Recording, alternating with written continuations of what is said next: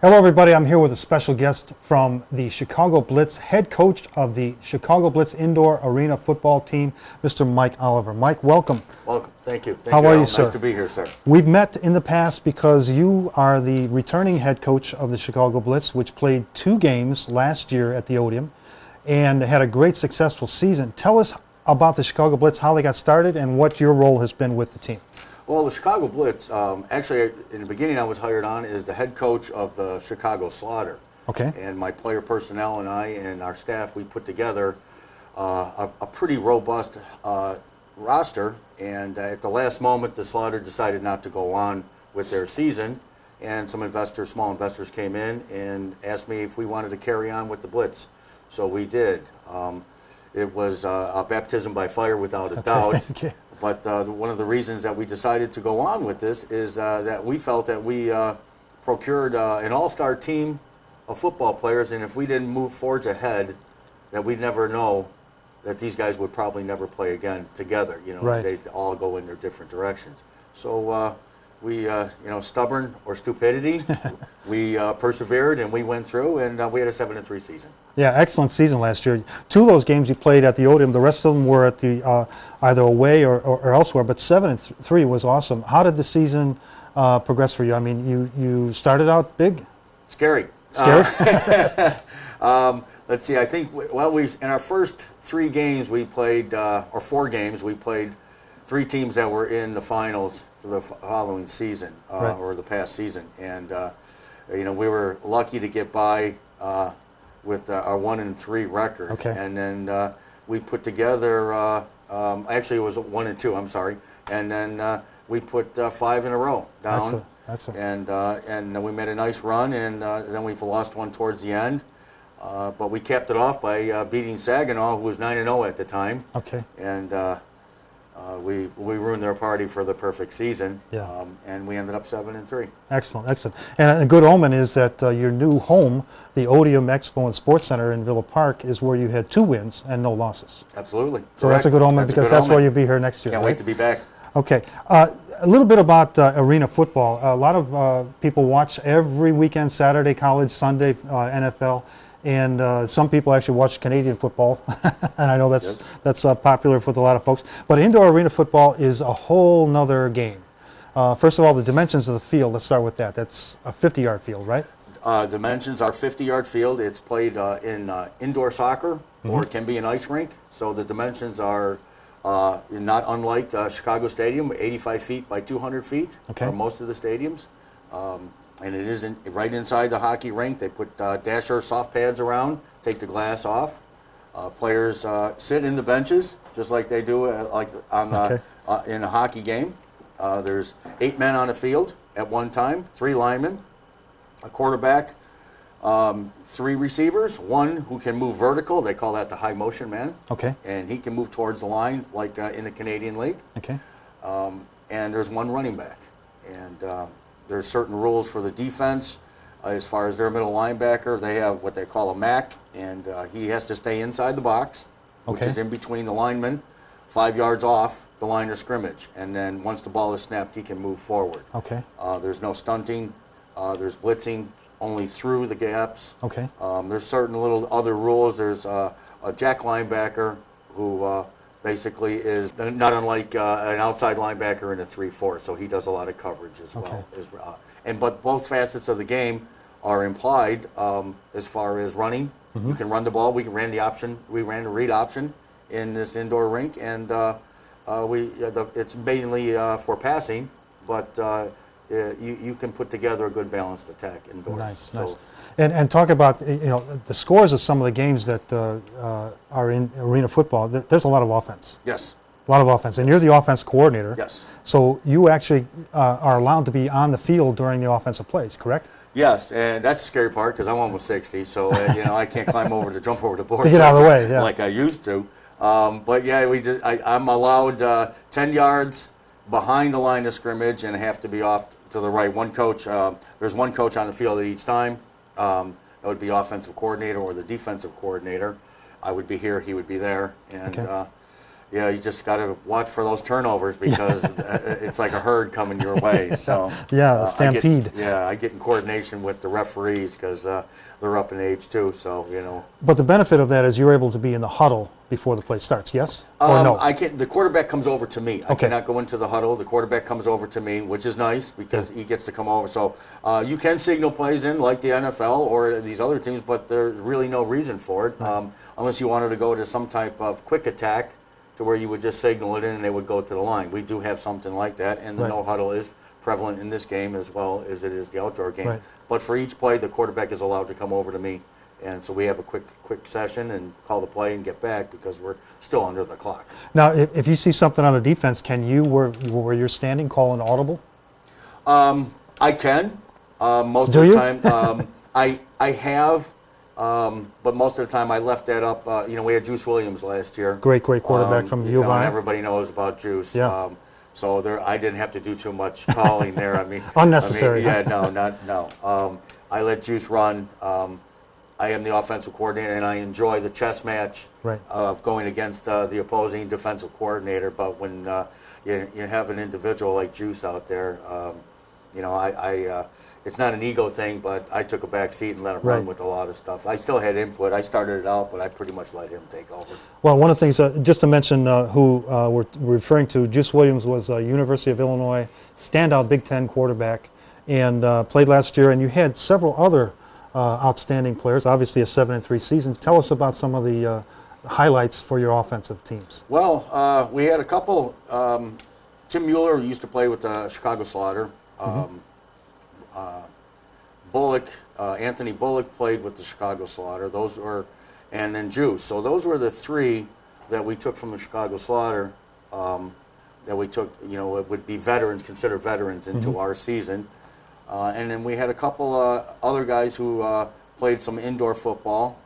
We found one at the combine. He was referred to me by a coaching friend down in Indiana, and he said, "You got to take a look at this kid." So I did, and we had him one game, and he was called up. Mike Hohensee called from the Iowa Barnstormers and took him after one game. Wow! Okay. And we moved along three guys to the AFL. Jared McGriff went to Jacksonville Sharks. Okay. Julian Williams went to the Iowa Barnstormers. And Vince Mucci moved a player, Kyle Jenkins, but he was with the Slaughter at the time when we were at the Slaughter, but Vince got him moved to the San Jose Sharks. Great. And then Matt Ron went to the CPIFL, which is an upgrade. And then Rodney Brown went overseas, played in Norway. So that was a great experience for that young man. Yeah. Well, and that brings up a point that we'll get to in a little bit. You got a lot of players to replace. Because they've moved up, and you're going to have a combine soon, but we're going to talk about that in just a minute. And before we do, I want to go to this brief promo commercial for the Chicago Blitz so you can see a little bit of the action and what this team's all about.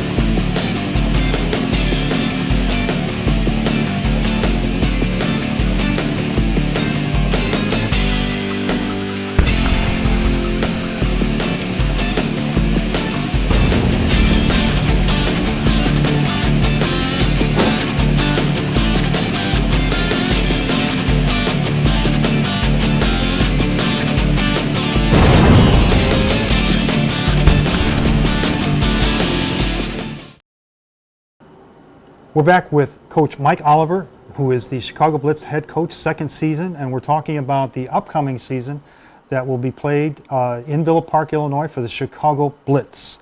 And Mike, you had a great season last year, 7-3, and we talked about earlier the fact that indoor football is a lot about offense, but you got to play defense too. Yes, you do. You got to keep that scoring down. Yes, you do. Less than 30 points is great. Yes, you do. Yeah, that's 20. fantastic. Yeah, that's right. Because games can be as much as 62 to 56, right? The idea is if you can hold your opponent to 2 or 3 scoreless turnover, series, Right. that you have a pretty good chance of winning because the scoring is so prolific. Because it's a 50-yard field and you can score like that. Right, on a moment. So if you are fortunate to have a defense like we procured, our guys we were the #1 D, I think, for the first 5 or 6 games. Yeah. And then we slipped down a little bit, but we still ended as one of the top Ds. They're very aggressive. I had a great defensive coordinator, who's also my assistant head coach, Coach Noel Soto. And Dennison Robinson is also one of our assistant DCs. And Dennison, D-Rob, as he's called, Okay. He played for the Chicago Rush. And he was the most valuable player, defensive player Good experience, in AFL, yes. And he's had a little bit of NFL experience, and he was very instrumental in giving it that indoor flavor, that indoor touch that we needed. Coach Right. Noel is a great defensive mind, so the two of them really put together a really top D. Well, I would imagine that one of the important things on defense, because there's so much passing in the offense from the opposing team, that your defensive backs are key players on the team. Yes. Tell me about some of the key players you had last year. Well, let's see. We had Marvin Johnson, who played for Chip Kelly over at Oregon. Okay. Marvin played in the Rose Bowl and also a national championship. Wow. He lost that to Cam Newton. Okay. And he played in the Rose Bowl against Aaron Pryor from Ohio State. They didn't do too well on that one, too. Yeah. He still talks about that. Oops, But yeah. MJ was a fantastic young man and one heck of a football player. And, obviously, Chip Kelly, being under his tutorage Yes. is quite a bonus for us. And then there's Sean Bell, who used to play for the San Francisco 49ers, so he played for Steve Mariucci. Wow. As much as the cornerbacks, obviously the cornerbacks is pretty much left one-on-one, so there is that pressure there. But the defense is all predicated on the rush. Yeah. If you will, it's almost not unlike the cover 2, which is predicated on the pass rush so that the quarterback throws the ball before he really wants to. Well, that's Okay. it in indoor. Yeah. Our objective is to get to you, but before you can throw it, before you feel comfortable throwing it to your receiver. So break down the pocket and get to him. Yes. Otherwise, even if you're Richard Sherman, if you're going to let a receiver run around for 10 seconds, he's probably going to lose him. So, Right. So the idea is to get to the quarterback as fast as possible. Okay. Put that pressure on him. Yes. And sometimes you got to rely on special teams. Yes. And you had pretty good success on special teams last year with a field goal kicker and after-point kicker. Yes. Actually, a female. Julie. Julie That's right. Harsbarger, right?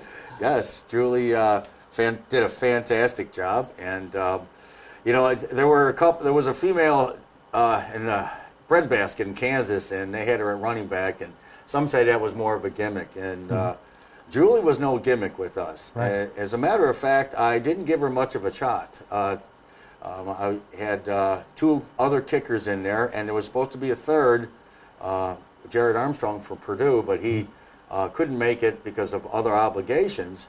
So I just figured I'd let those 3 battle it out.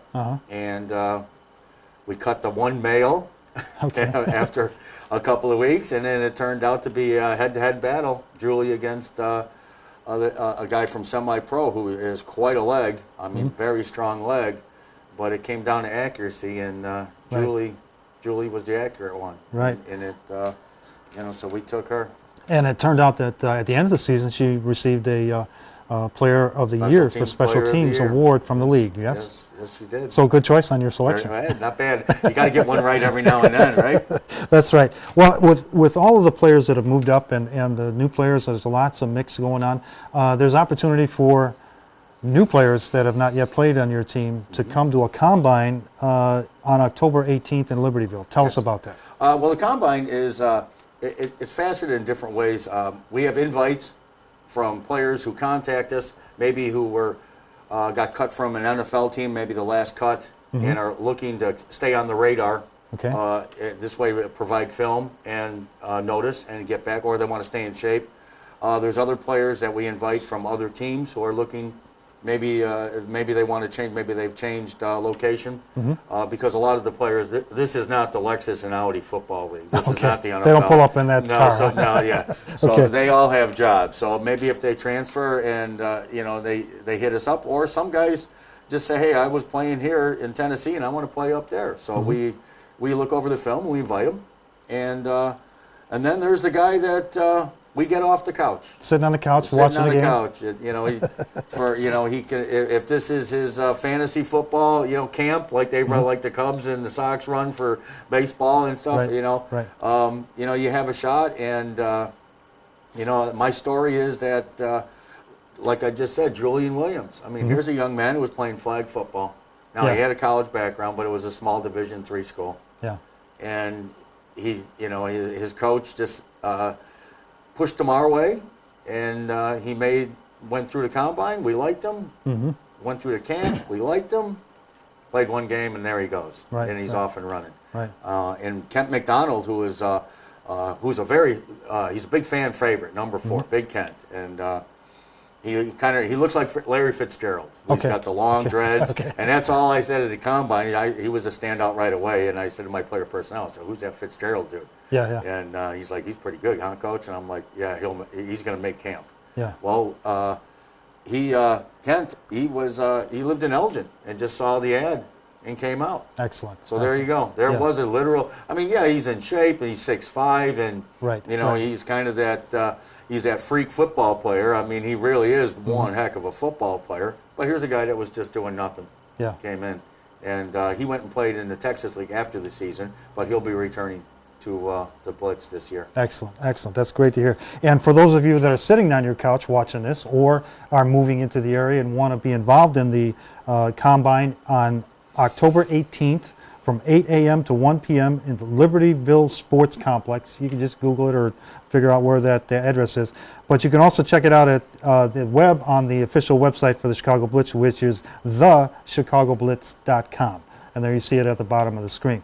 So the combine is a regular NFL combine, right? Correct. It's running, timing, and NFL style combine as Yeah. far as all the time drills.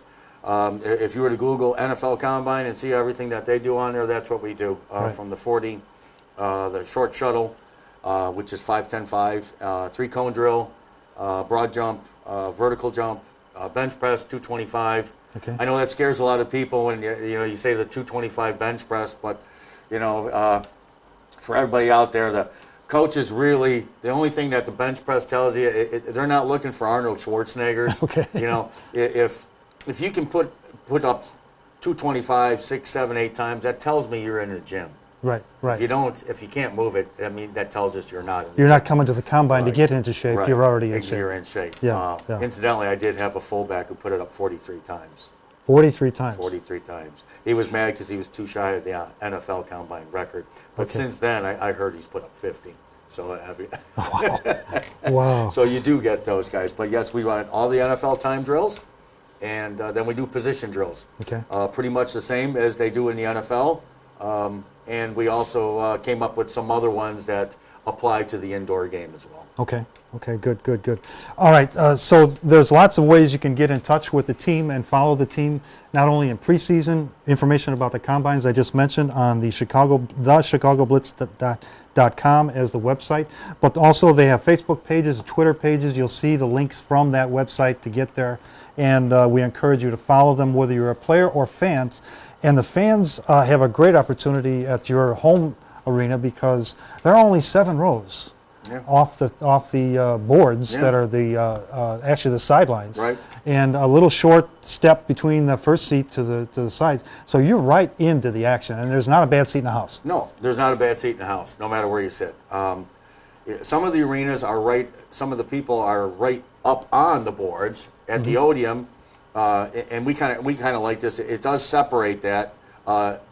That there's a walkway between the field and the stands, and they're kind of elevated. Right. So you see over the boards. Yeah, you do see over the boards, and you can see over the players. Good news for the fans is any football that heads into the stands, you get to keep. Keep it, and it's one of there those. It is, right Yeah, there. Yeah. So you get to keep that. And we go through about 40 a game. Wow. Yes, 40. 40. Yeah. That's That why I is tell my crazy. guys try to catch as many footballs as possible. Yeah. The general manager has a fit. So. Yeah. And you've got a great front office of people working with the team, not only for player personnel, but with the league and sponsorships. I know the league, you know, this is a professional league, so Yes. there is finances that are important. So Oh, yes. if you're out there and you're an organization that's interested in sponsoring the Chicago Blitz, you can certainly go to the website and contact their marketing director, Mr. Tom Grosh. He'll be happy to help you out. He's sitting here in the studio with us, so he's shaking his head yes. And we hope that you have a great season this year, better than 7-3. Yeah, And, I guess I got a benchmark, don't I? That's right. That's a good starting point, it. right? That's Yes, a good sir. starting point for this Yes, sir. season. And the important thing coming up first, though, is the combine to get the player personnel. That is the important thing. See And what we have. then you'll go into a preseason.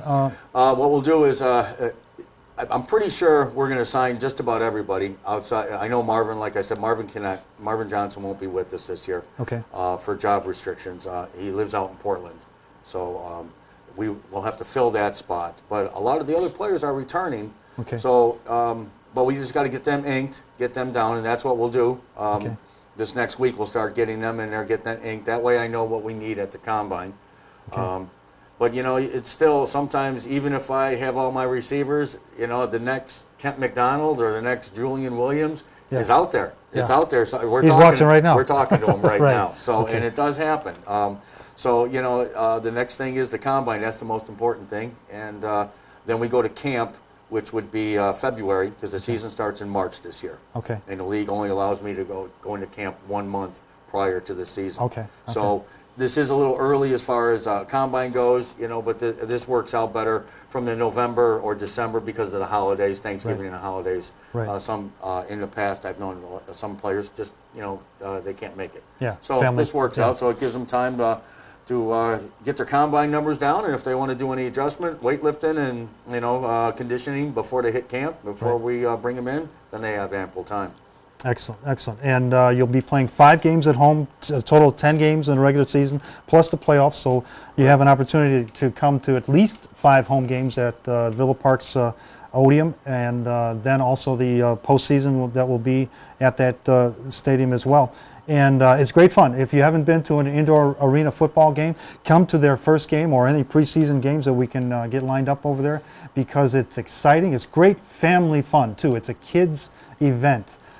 They'll have pizzas and all the things that kids want when they come to any type of game. And as Coach Oliver mentioned, if that football goes over the boards and you're in position to catch it, you keep it. And the players will probably be around after the game to autograph it for you. Absolutely. Et The cetera, et cetera. guys love the fans, and they're very accessible. Right, right. And I guess that's part of our application process too. Is you know, we want good people here, and Right. as far as good athletes, Right. and we're blessed with that so far. So. Right, and I should compliment the Blitz and the organization for also their efforts to be in the community. We've seen them around our community as well, and I know they're in other areas.